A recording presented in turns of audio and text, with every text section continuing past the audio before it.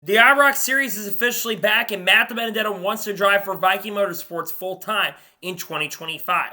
What's going on, guys? It's Daniel, and welcome back to our video. We got some NASCAR and other motorsports stories discussed here today on the channel. Let's go ahead and just jump straight into those really quickly. We got one paint scheme to take a look at, and it's Austin Dillon's 2024 Dale Earnhardt Throwback scheme that Dale Earnhardt ran back in 1998, the Gold Tribute scheme that he ran in the 1998 season. I think this looks really, really good. The only thing I would change is the number. I think the number absolutely should be black, and then I think this would absolutely be perfect. But still, it's a really good looking throwback. There's been some really great and amazing throwbacks so far in 2024. This one's no exception. I think Austin Dillon and RCR's team did a really good job. It's kind of like a throwback to the one they ran in 2019. I think it looks really exciting, and I'm looking forward to seeing on the racetrack at the Darlington Throwback race, as we're not too far away from that race happening. And now we're going ahead and jump on to the next story of today's episode, as we're talking about Liquid Death. As it was announced on Friday that Liquid Death has become the official iced tea sponsor of NASCAR. Liquid Death has been one of the fastest growing iced tea companies and non-alcoholic beverage companies over the course of the last year or so. So it's really huge to see that Liquid Death is becoming the official iced tea sponsor of the sport. The mascot I thought was very interesting that they brought out. I think it is cool to see that Liquid Death is becoming the official tea sponsor. I think I've never tried it before. I definitely want to try it for sure. Interesting though, nonetheless, and glad to see that Liquid Death has joined the sport in a pretty big way, and they become the official iced tea sponsor of the sport. And now we're going ahead and jump on to the next story of today's episode, as we're talking about the Alumni Network. As it was announced on Thursday that NASCAR has announced the Alumni Network to help better connect with former competitors that helped build the sport. Any driver that has over 100 NASCAR starts combined in NASCAR Cup, Xfinity Series, and Truck Series, 100 starts at least, they will be eligible to sign up for this Alumni Network to go at the track. No one has been officially announced, to my understanding, at this point, but I think this is a really, really cool branch, and it's going to be able to have former competitors of the sport that were part of NASCAR a long time ago, getting the chance and opportunity to come out to the racetracks for fans to see. And I think this is a major, major bridge that NASCAR's been doing, and to me, I love that they're absolutely doing this. And I think having the Alumni Network, you'll get to see a lot of really legendary names. People like Mark Martin, perhaps. Maybe Carl Edwards comes back a little bit. Kurt Busch, perhaps. You never know at this point. But I think it's cool that the Alumni Network is coming back, and a really cool thing that they're introducing to the sport. Really awesome addition that the sport is bringing. I think it looks pretty awesome and pretty cool stuff overall, in my honest opinion. And now we're going ahead and jump on to the next story of today's episode, as we're talking about the Chinese Grand Prix. Early this morning, around 2 a.m. Central Standard Time, the Chinese Grand Prix took place. And no shocker, no surprise, Max Verstappen once again. There was a big wreck that happened at the first lap of the race between Daniel Ricciardo and Lance Stroll. It looked like Lance Stroll just did not look up and wasn't really paying attention to what was going on out on the racetrack, looked up and ran into the back of Daniel Ricciardo. And Daniel Ricciardo, after the race, was not very happy. Once that happened, though, like I said, Max Verstappen dominated the F1 race and won the race by 13 seconds. He picks up his fourth win so far of the 2024 season, and continues to have a 25-point lead over his teammate Sergio Perez, and finishes 13 seconds ahead of Lando Norris. Congratulations to Max Verstappen, I guess. It's been a dominant year for him. He's probably going to win a ton of races the rest of the year, and he's probably going to lock the championship up early. It is a big deal to see him go out there and win. Congratulations to him on picking up the win and the victory. Another big win for Max Verstappen in his amazing Formula One career. Once again, congratulations to him on picking up the victory in China, which was the first Chinese Grand Prix, I think, since 2019. Congratulations to Max Verstappen on picking up the win and the victory. And now we're going ahead and jump on to the next story of today's episode, as we're talking about Michael Jordan. Now, Michael Jordan was in attendance for the NASCAR Cup Series race earlier today, and with Tyler Reddick picking up, I believe, his 6th career Cup Series win earlier today, this also is the first time that Michael Jordan has attended a NASCAR race as a Cup Series owner, and's been there to see one of his cars go to victory lane. First of all, congratulations to Michael Jordan on getting his first win as an owner at the racetrack. He's won a couple races as an owner of 23XI Racing, 6 to be exact. But you look at Michael Jordan and what he's been able to accomplish. He made a joke saying that every time I come out to a race, it seems like there's a curse put on me. But we've been seeing Michael Jordan go out to more races in the last year or so, ever since he sold the Charlotte Hornets off. And seeing Michael Jordan be in attendance for the NASCAR Cup Series race earlier today. Shows how committed that he's to being there, and it's just really cool to see, especially with the rumors of 2311 maybe in the future expanding. I think it's really cool to see him be out at the racetrack supporting his team. He was really excited and happy, probably more excited than he was when the Chicago Bulls won all those championships when he played with the Bulls. But to see Michael Jordan show up the racetrack's really incredible. He's done a lot of great things for 2311 racing. The team's continuing to grow, and to see them win their first race of the year, Michael Jordan be there in person, I think is not only amazing, but I think it's absolutely phenomenal. So happy to see it for sure. Congratulations to Michael Jordan on being at the track, and good to see that 2311 Racing won with Michael Jordan in attendance. And now we're going ahead, jump on to the next story of today's episode as we're talking about Zack Brown. As it was reported, I believe, by Racer.com earlier this morning, that Zack Brown has been enlisted to help grow IndyCar. Mark Miles, of course, who is the CEO of the Penske Corporation, has asked Zack Brown to come in and try to help grow the IndyCar brand. Obviously, if you've been paying attention to IndyCar for a very long time, which we're going to get to the Long Beach Grand Prix here in just a minute, IndyCar's been under a lot of trouble and a lot of problems. They almost lost the Long Beach Grand Prix. Shout out to Jerry Forsythe for keeping that event around as an IndyCar event going forward. They've had issues, and we're going to talk about the charters for IndyCar here really, really soon. But obviously, IndyCar's been having major trouble trying to grow the sport. And they've had major ratings drops so far this year. And the racing's been solid so far, but it's not been absolutely spectacular in IndyCar up to this point. Though they are growing in some instances because they've got new teams coming in, like Prema, who's coming in. And now you've got Zack Brown, who's going to try to help grow the sport of IndyCar. I really hope that Zack Brown can come in and fix some of the problems and the issues. I think IndyCar's got a lot of problems that they absolutely need to be fixed. I really hope he can come in there and fix a lot of issues and solve a lot of problems at IndyCar currently at the moment, because right now IndyCar has a lot of issues that need to be fixed. I hope they can head toward a step in the right direction, because if they can head toward the right step in the right direction, I think that IndyCar is going to be in a very, very good position going forward. And now we're going ahead, jump on to the next story of today's episode as we're talking about the Long Beach Grand Prix. Now, while the NASCAR Cup Series race is going on at Talladega, the Long Beach Grand Prix was going on.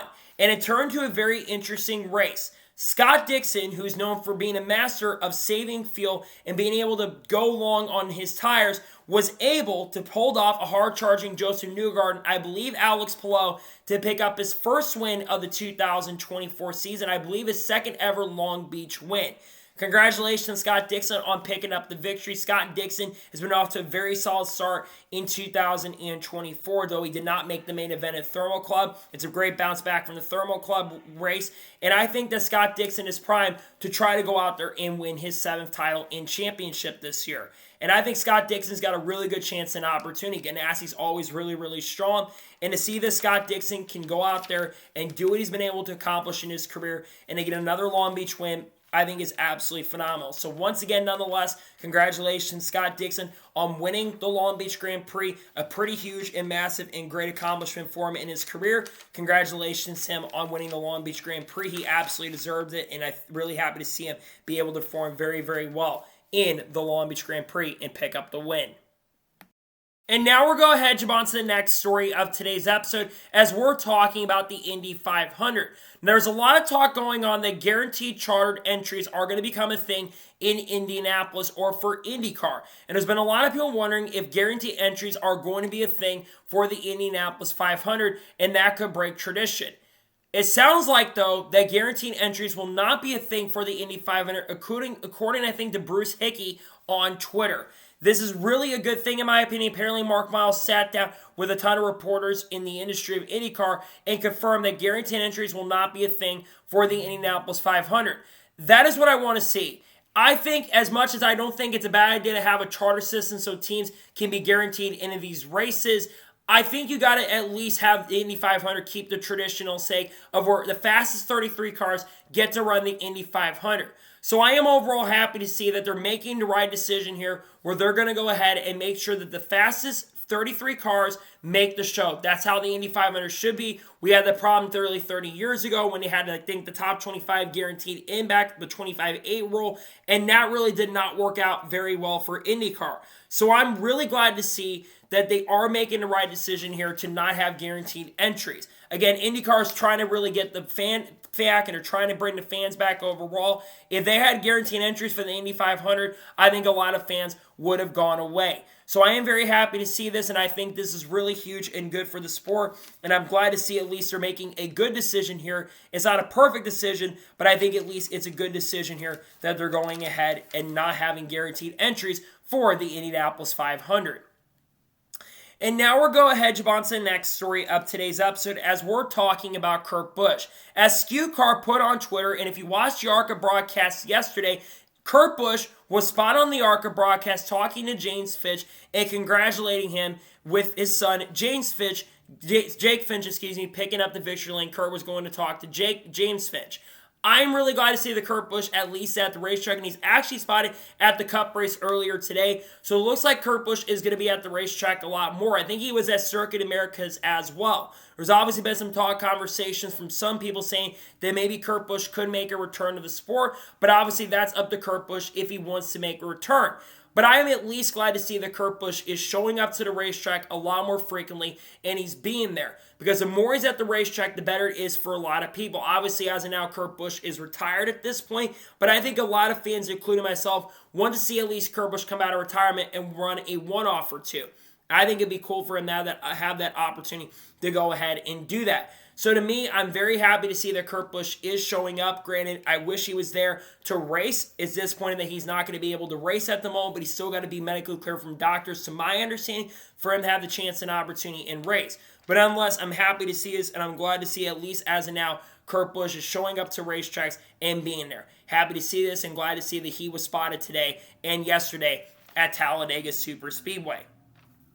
And now we're going ahead, jump on to the next story of today's episode as we're talking about Hailie Deegan. Now, I did a video on the channel earlier today about this, or yesterday when you're watching this video. But Hailie Deegan finished 12th at Talladega Superspeedway. That is the highest finishing female driver in Xfinity since Johanna Long back in 2013 when she finished 13th at Iowa Speedway. Now, for the most of the day, Hailie Deegan hung in the back, which is what the strategy was. She put that on her Instagram. She said the strategy for most of the day was to hang in the back. And at the end of the race, she was actually in position to potentially win. And she was actually restarting on the outside of row number 2. And I thought she was going to have a good chance and opportunity. But then Riley Herbst tried to make a move to go for the win, which I can't entirely blame him at this point. But he was trying to make the move to go win and go to victory lane. And unfortunately, he kind of cost himself a shot at it too. Because if Degan and Herbst team up together, there's a really good chance of possibly they both get a top 5 potentially. Or maybe Herbst or Degan are going to victory lane. And you think about Ford. Ford is still winless so far in 2024. They could have had a chance and an opportunity to do better. But for Hailie Deegan to finish inside the top 15, I think is still a really good day, all things considered. It's not perfect by any stretch of imagination, but if Hailie Deegan continues to improve and finishes in the top 20 and top 15 consistently, I think a lot of people are going to be happy because, in my opinion, AM Racing is not a top tier and not the fastest organization in the world. So I'm glad to see that she did get a top 15 performance. I know she hung back most of the day, but for her to at least finish inside the top 15 and nearly get a top 10, and like I said, she wasn't a top 5 on the final restart, I think you have to be very happy, at least if you are a Hailie Deegan fan. I'm happy that she did have a good run. She needs to continue doing better. She needs to try to get higher up in the owner's points. Luckily for her, I think she did a good enough job, and it will at least help her on the owner's points going forward. Congratulations to her on getting a top 15 finish at Talladega the last couple days.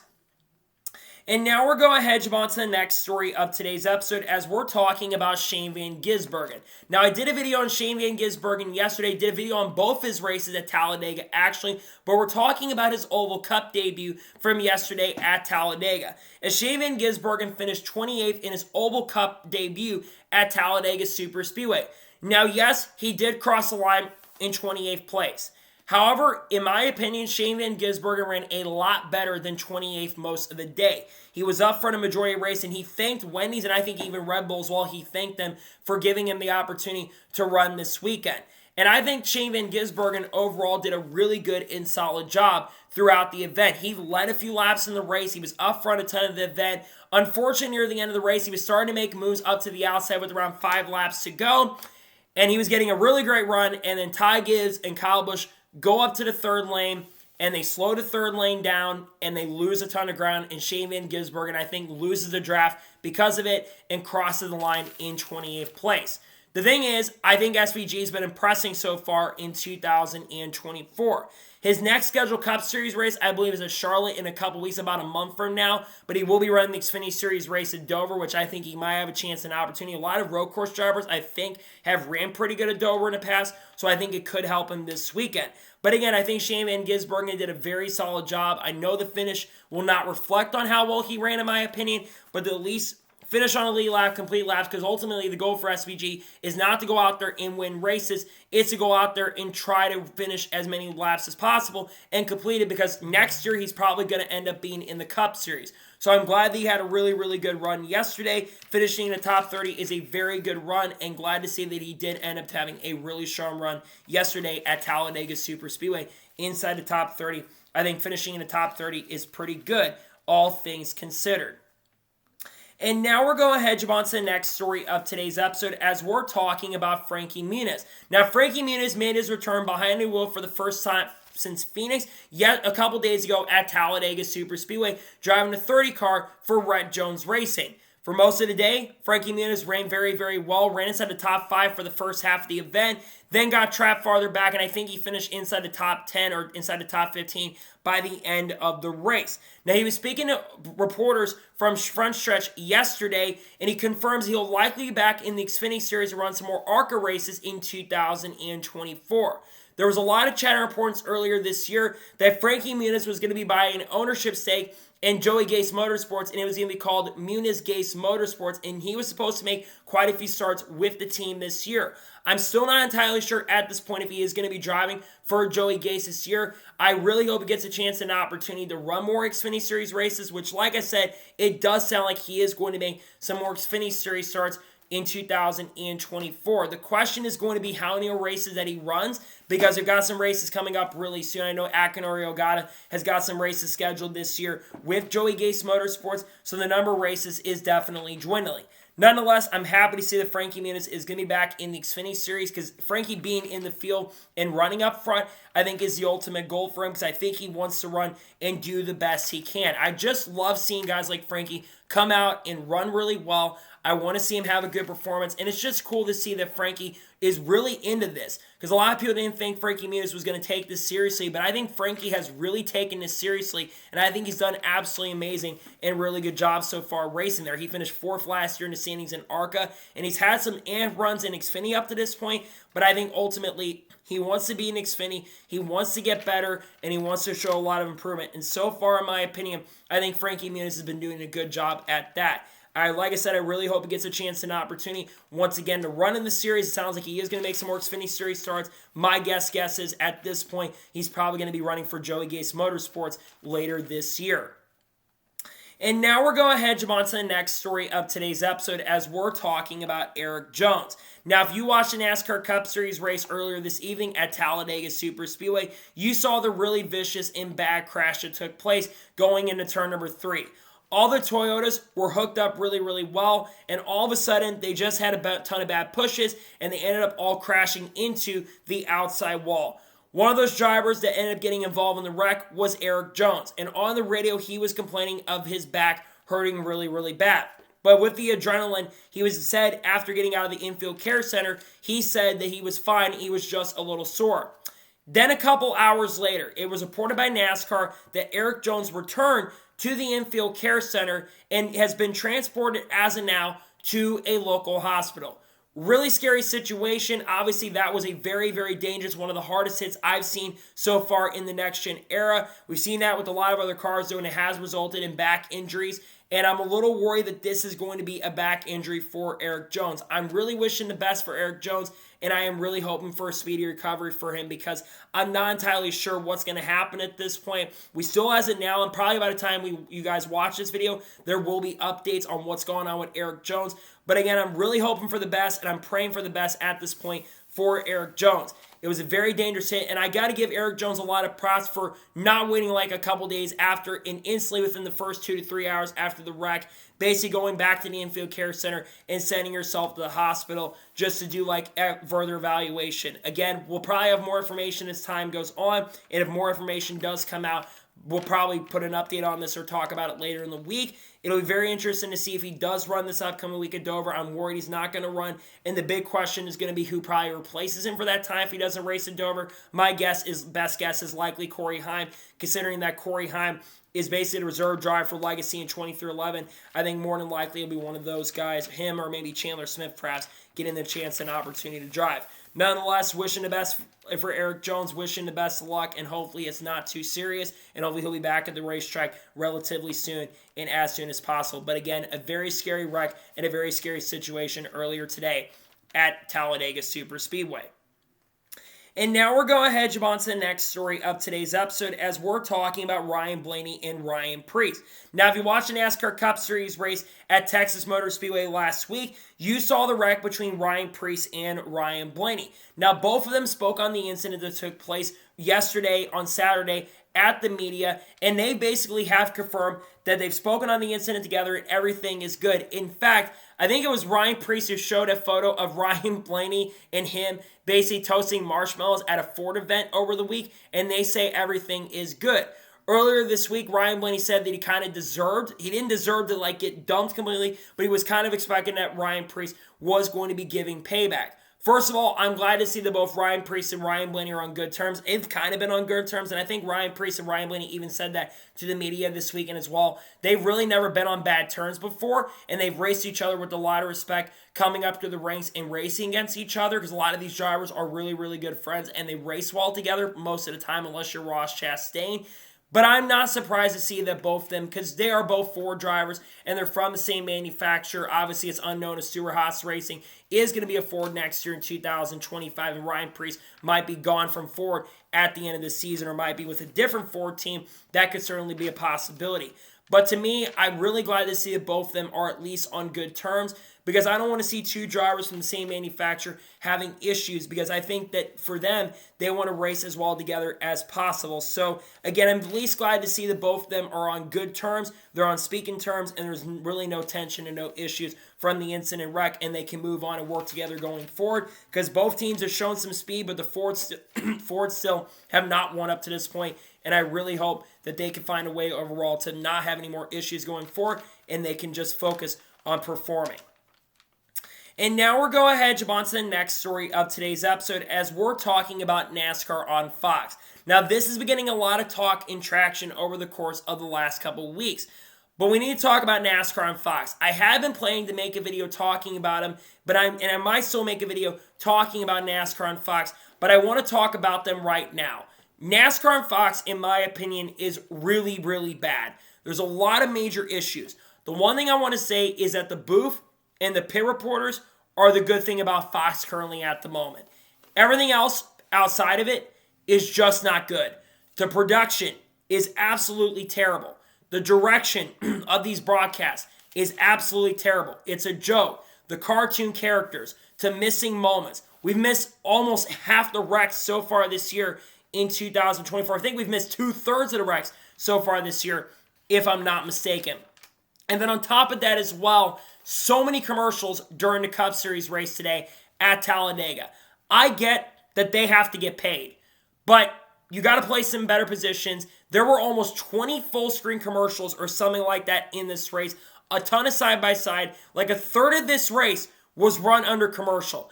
That is just unacceptable in my opinion, especially for a broadcaster that we're going to have for 7 years going forward. There needs to be a change in the direction. I don't know if it means that there needs to be new directors coming in, which I personally think that for this to get better, you've got to get new directors in to fix this problem because I think the direction of the broadcast is just not acceptable and it's ridiculous at the moment. There need to be major changes going forward. I really hope Fox in the not-so-distant future decides that we need to make these changes to make things better for the quality of these broadcasts. So I'm not shocked and surprised to see the broadcasts are bad. They absolutely need to get changed, and I really hope they do get changed going forward. And now we're going ahead to jump on to the next story of today's episode as we're talking about Cam Waters. As it was officially announced and confirmed on Thursday that Cam Waters will be back in the Truck Series at Kansas Speedway, driving the number 66 truck for ThorSport Racing. Cam Waters, for those who don't know, has already made his Truck Series debut earlier this season at Martinsville, where he's actually running inside the top 15 and top 20 in the early portions of the race. Unfortunately, no pun intended, water came out of his truck at the end of the race after getting caught up in a big incident and wreck. And we were expecting that Cam Waters was going to make his return to the Truck Series, but from what reports had said, he had not been approved at the time to go, but now he's officially approved. I love seeing this Australian movement that's been happening over the course of the last few months. Brody Kosecki's made a couple starts in NASCAR, well, one start at this point, I should say, and could have a couple other races scheduled later this season. And Shane Van Gisbergen, who's been transferring over to NASCAR and honestly been doing a really, really good job. Now, what are my realistic expectations for Cam Waters? The goal, complete as many laps as possible, right? Because obviously the main focus for him is supercar racing. But I think the ultimate goal for Cam Waters is to complete all the laps, get as many laps complete as possible, and try to finish up front as best as you can. ThorSport's been struggling a little bit at points this year so far, so I don't expect him to go out there and win. I think realistically next week at Kansas, I think he's probably going to get a top 20 finish more than likely. But if he gets like a top 10 or top 15, that is going to be super impressive.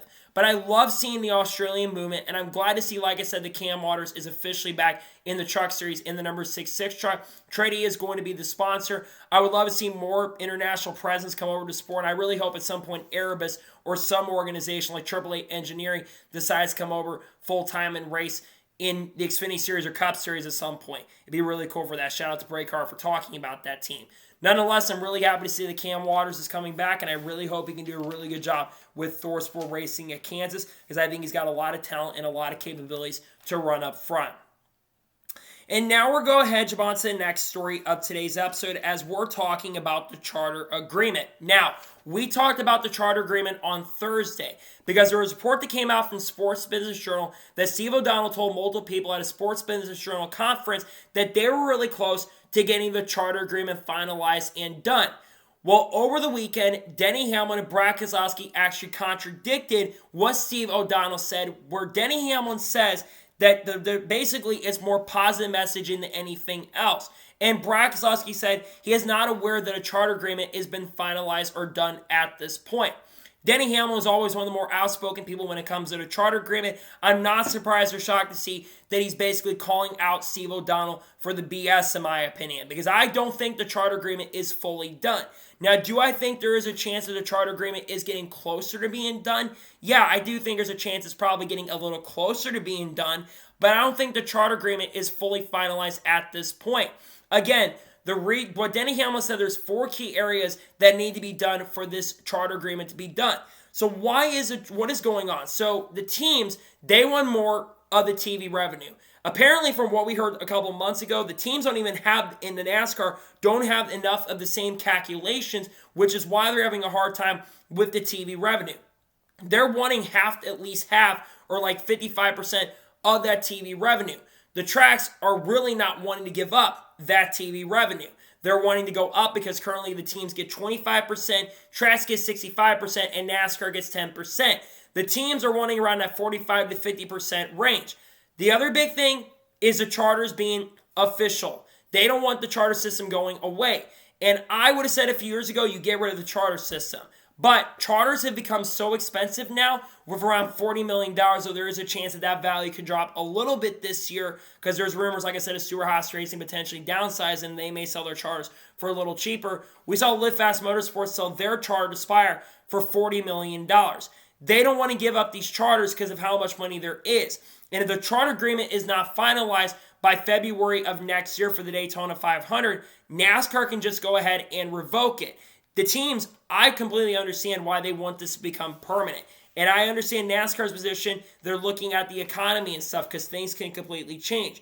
But we have this charter agreement, and it needs to be finalized relatively soon. Again, it sounds like we're not even close at this point. We're still like in the 8th inning, and we need to be getting into that 9th inning. Because if we get to that 9th inning, get into like July and August, we're going to be in really big trouble. We're still not at panic mode yet at this point, but the longer these negotiations go, the more concerned you get as a fan. I don't think a split is coming anytime soon, but I do think this needs to get resolved very, very soon and very, very quickly, because the team owners, they're frustrated about the situation and they absolutely want this charter agreement to get finalized as soon as possible. Because again, we want to see expansion. I know Steve O'Donnell's talking about potential new teams coming into the sport, and you need to get this charter agreement done for that to happen. And obviously, manufacturer talk about other things is a big discussion point as well. So I really hope they can get this charter agreement done as soon as possible, so they can get it done. I think this sport will be in a good direction. I think it could be permanent, but the teams are okay if they do go with an evergreen deal as well. That's what we've heard behind the scenes. And now we're going ahead to jump on to the next story of today's episode, as we're talking about scoring pylons. Now, this has been a big talking point in conversation over the weekend. Over the last couple weeks, we have been noticing that scoring pylons have been going away. First, we saw that at Texas Motor Speedway, and we noticed the scoring pylon was gone. Everyone thought that it was an SMI issue, and SMI had been removing it, and they maybe were going to replace it. Then we get to Talladega Superspeedway this weekend, and I believe it's Justin Scholler, who's a reporter in the industry, I think does some photo stuff as well. He reported that the scoring pylon was also gone from Talladega Superspeedway. Talladega is owned by NASCAR, also known as ISC, International Speedway Corporation. So they removed the scoring pylon. And a lot of drivers in the industry were very, very confused about the scoring pylons going away. Denny Hamlin commented about it. William Byron, who you usually do not see talk about the scoring pylons, he talked about it, saying, can we not remove this tradition? And then NASCAR then came out with their explanation, which we'll get to in a second. But Denny Hamlin basically said, why are we doing this? This is a trend that should not be happening. Why are we doing this? We need an explanation.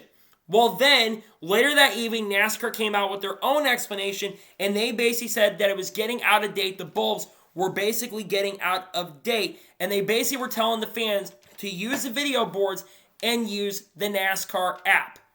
Let me say something really, really quick. I think Denny Hamlin commented more about it, basically saying that it's part of the fan experience.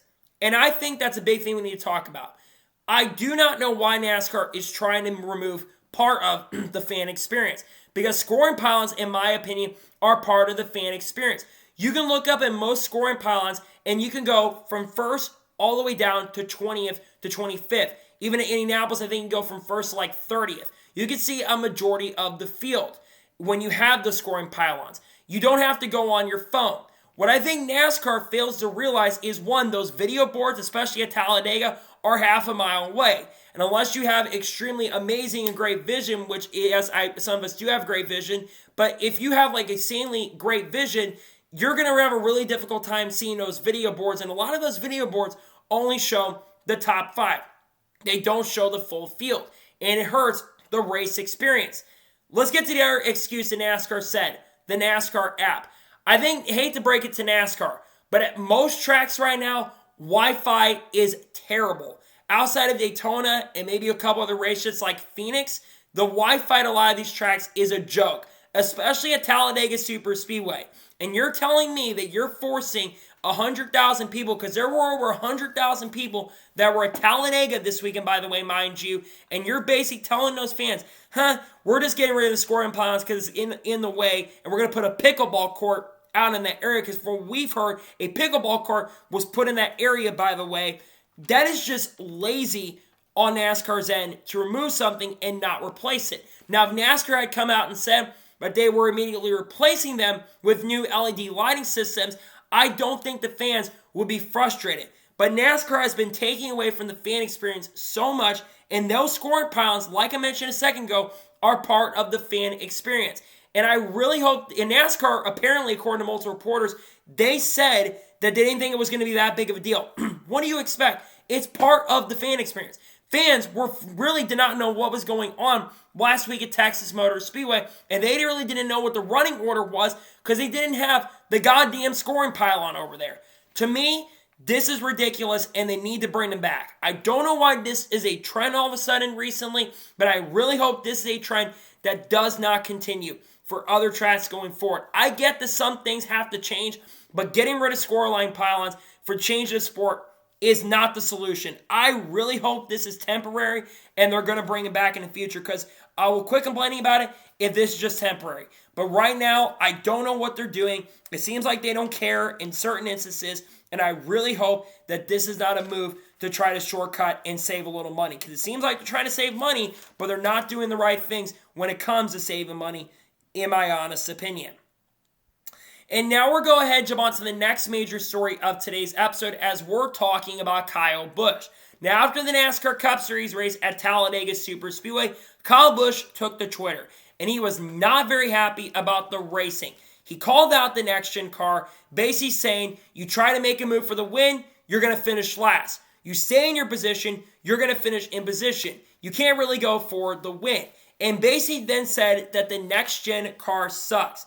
This has been a big thing when it comes to superspeedway racing. If we've been watching superspeedway racing so far this year, at least in the Cup Series, what a lot of people have been noticing is that these races have been becoming fuel-saving races. They're not going flat out from the get-go. They're basically staying in line, and they're not really being able to make a lot of moves, and it's basically kind of like that gridlock thing. Now, I want to say one thing. I do agree with Kyle Busch that this next-gen car has a lot of problems at this types of tracks. But the fuel miles stuff, I think that's more on the next-gen car than anything else. I think the problem right now is that the next-gen car, you really cannot go 3 wide at this track. So they say gridlock going into the corners and stay side by side, and you really cannot make moves. The next-gen car, overall, in my opinion, has a lot of big flaws. We know that the short track racing absolutely needs to be fixed. There's no question about that. The road course racing needs a lot of work. There's been some races with the road course package that I think have actually been very, very relatively good, but there's been other races that have just not been really good with the next-gen car. But I don't think super speed racing is absolutely terrible. Do I agree that watching him go slower and being much slower on the track can be really, really frustrating? Yeah, no doubt about that. I do agree to an extent that it can definitely be very, very frustrating to watch. But I really personally don't have a massive problem with the fuel-saving strategy. Let me ask you this. Would you rather have these guys being 2 to 3 wide, side by side for many, many laps and at least have some intensity? Or would you rather see these guys single file up at the top of the wall? Because to be honest with you, while I don't think one is really 1,000% better than the other, I would take this first option any given day over the guys being single file up at the top of the wall. Because if they weren't doing this kind of stuff, they'd be at the top of the wall. People think that they're just going flat out, foot to the floor from start to finish in these races. That is not how you do it at super speedways if you want to survive. We saw that in the Xfinity Series race. Haley Degan and a couple other drivers in the back of the pack, they stayed in, did not run up front the whole entire race, and they survived the carnage and the wreck. Same with Leland Honeyman and a couple other drivers who got great finishes. You can't go flat-footed 100% of the race. To me, you got to hold back a little bit, and if it means that we're doing this a little bit, I'd rather see this. Now, do I think that they need to find a way to fix this issue? No doubt about it. I would love to see NASCAR find a way to maybe make the field cells a little smaller, or the other solution, don't have stage cautions at super speedways. We got rid of them at road courses for whatever reason. Let's get rid of stage cautions at road courses and super speedways.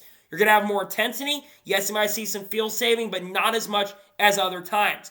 I think that would be a big solution to maybe fix the problem that I really don't think is a massive problem, but I understand why fans at least are a little frustrated with field saving and all that stuff. Again, I understand the frustration, but I don't think today's race was that bad. Some of you are probably going to disagree, and that's fine. That's understandable, but I thought today's race was not that bad, but I do get the frustration understanding from people that are not happy about it because, again, I can understand people not liking it. I know that field saving was a big part of the race, but I'd rather see what we saw today than what we've seen in some of the super speed races when drivers are all the way at the top of the wall.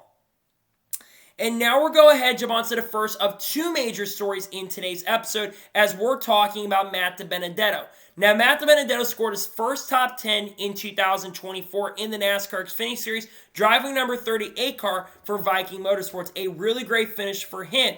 And Matt DeBenedetto so far in 2024, in the 4 races he's ran, he has had 3 top 20 finishes, and his worst finish, I believe, so far is 21st through the first 4 races. Now, after getting, I think, his best career Xfinity Series finish in a very long time, Matt DeBenedetto spoke to Toby Christie and was asked, do you have any more races planned with Viking Motorsports this year? And he asked to confirm he's got more races planned with the team. And he's hoping to be full-time with Viking Motorsports in the 2025 season. This is not the first time we've heard Matt DeBenedetto talking about potentially his future. I think Matt DeBenedetto, say what you want to say, I think Matt DeBenedetto has been doing a very good job so far in 2024. I've said this in the past. Matt DeBenedetto, in my opinion, is one of the most talented drivers in the field.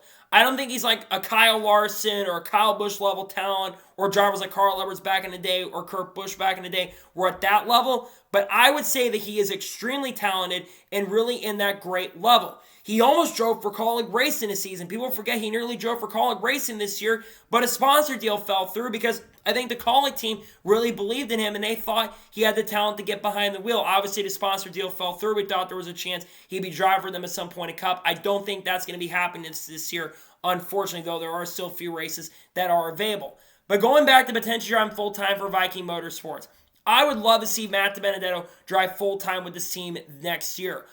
Right, RSS Racing, which Viking Motorsports is under that RSS banner, they have shown a lot more speed so far in 2024 as an organization. I think having a veteran like Matt DeBenedetto there is really helping the team out.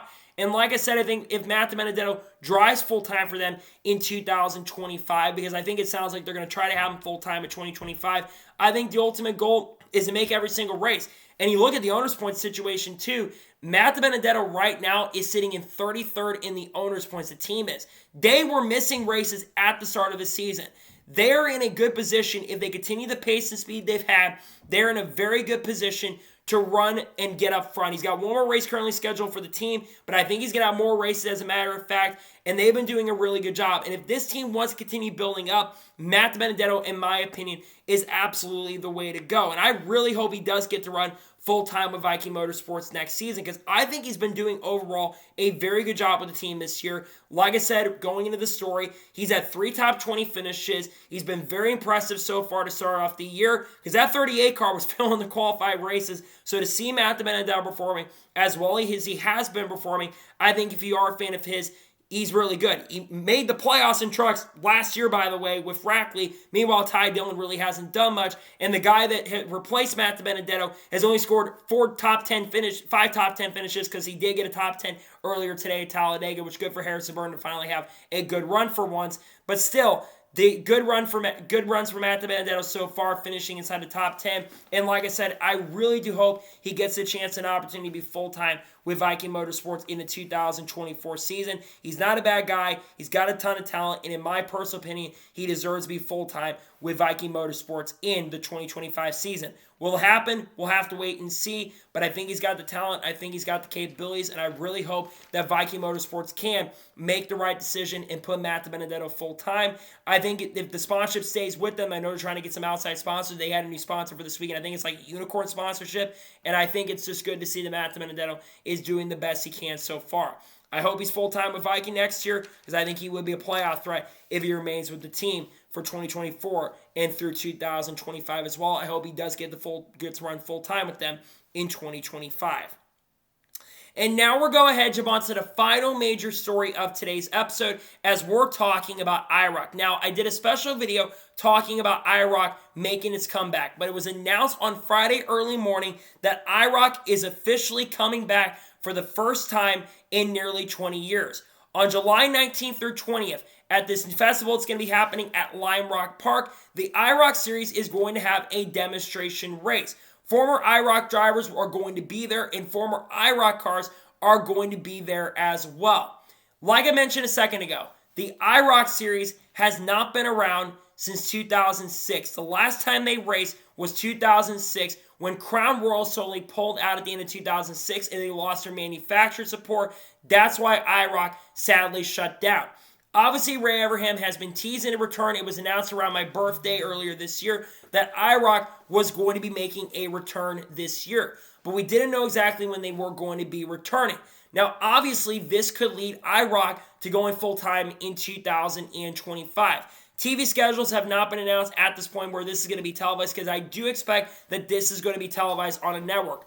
If you want my guess right now, I think more than likely it's going to be televised either on Flow Racing or maybe it goes to Fox or CBS perhaps, even though CBS and other sports entities probably don't really care about it as much. But the ultimate goal of IROC is to basically bring a lot of legendary drivers that are champions. And of course, it's International Race of Champions. That means it's International Champions of Racing. So now you ask yourself, who could be in this series? Maybe a guy like Carl Edwards comes out of retirement. That'd be really cool if he got a chance and opportunity to race again. I know Carl was teasing a return in NASCAR last season, so maybe he comes out. What about a guy like Kurt Busch? Kurt Busch, obviously, I think, has got some time available at this point. If he doesn't ever come back to NASCAR, he raced in IROC. I think he won a championship in IROC, so why not have him? What about Helio Castroneves? Helio Castroneves is a really great driver, Indy 500 champion, four-time Indy 500 champion, looking for his fifth. He's got an ownership stake in Meyer Shank Racing. He's not racing as much. Why not have him run? What about Tony Stewart? What about Dale Jr.? What about Jeff Gordon, perhaps? All drivers have raced in this series. What about drivers like Shane Van Gisbergen, perhaps? SVG is a legend of the Supercar series, and he's, of course, running in Xfinity. I would love to see him come out to Lime Rock Park. And then you think about some other possibilities, like a Haley Degan or a Bubba Wallace, perhaps, as being potential possibilities for the IROC series as potential candidate drivers who could get behind the wheel. But I love the fact that the IROC series is making, and Chase Elliott as well, and Kyle Larson, could be some other drivers that go. But I love to see that the IROC series is going to be coming back. Now, I do believe that this is going to be the only event that IROC is going to be putting on in 2024, but I do believe that this is going to be something absolutely huge. I predict that IROC will have a 5 to 6 race schedule in 2025, and I would not be entirely shocked and entirely surprised if NASCAR gets really involved with this, because IROC and NASCAR really worked together in the late 90s into 2000s, and you start thinking about potential tracks. Could they go to tracks like Michigan like they used to? Could they go to Daytona and race there? Could IROC be part of the NASCAR weekend going forward? Because it was part of the NASCAR weekend during Speed Weeks, especially back in the early to mid-2000s when it was around. I think that NASCAR is going to get involved in some sort of capacity. I think Ray Evernham's going to try to come back to the sport in NASCAR. Because you think about Ray Evernham. This is where Ray Evernham got his start as the mechanic. He moved his way up and was able to get into Hendrick Motorsports and became one of the most successful crew chiefs in NASCAR history and won a lot of races and a lot of championships, and is also a NASCAR Hall of Famer as well because of everything he was able to accomplish. I just think it's so awesome and so great to see that IROC is officially coming back. I know some people thought it was just for a demonstration, but I truly do believe that the IROC series is going to be fully functioning in 2025 as a racing series, because for a long time when IROC is around, it was a 4 to 5 race series, and they had drivers from the World of Outlaws come out like Danny Lazowski back in the day. They had drivers from NHRA like I think John Force or even Steve Kinzer came in and raced in IROC. And I think just having the IROC series, having drivers from different forms of racing come out and run in this series is great. That was the full intentions of the SRX in the first place. It was supposed to be a retirement series for drivers who were legends, that were superstar drivers, that are legends, and sometimes maybe some drivers that had some time were coming out to the SRX. But unfortunately, Ray Evernham left about a year or two ago, and the SRX, where there was a lot of conversation that the SRX is going to be making a comeback in some sort of capacity in 2024. Nothing has been finalized at this point. But again, just seeing that the IROC series is making a comeback and it's making an official return in 2024 is officially incredible. And just seeing the series, and what I would really love to see is a series just become successful again and get some other people involved that you never would think would ever get involved. I just think it's so cool to see IROC is coming back, and I'm very happy to see that the legendary International Race of Champions is making a return and comeback in 2024. Again, it's just a one-off currently at the moment during the Brickyard weekend, but I'm really glad to see that IROC is officially back, and I really hope they get some champions to show up to Lime Rock Park. So, that is good for today's NASCAR news and motorsports news video. I want to thank you guys for watching. Please subscribe to the channel, notifications on, so if when a video does go live on my channel. Follow me on Twitter, Facebook, and Instagram, and support my Patreon as well. Let's go to more of that and comment your thoughts below on today's video. What are thoughts about IROC making an official comeback? Let me know your thoughts in the comments below. Tomorrow on the channel, I'm going to have the entry list for the Cup Series race at Dover. I'm also probably going to have the Xfinity Series race picks. Then Wednesday, I'm probably have the Cup Series race picks for Dover. And I also have a NASCAR news video more than likely dropping, because I think on Thursday, I'm going to be releasing the 2025 schedule predictions along with the paint scheme video. Got a lot of great content dropping on the channel that I cannot wait for you guys to check out. So anyways, like I said, I want to thank you guys for watching today's episode, and I'll see you guys next time for more great, awesome NASCAR content and other motorsports content on the channel like this. Take care, everybody.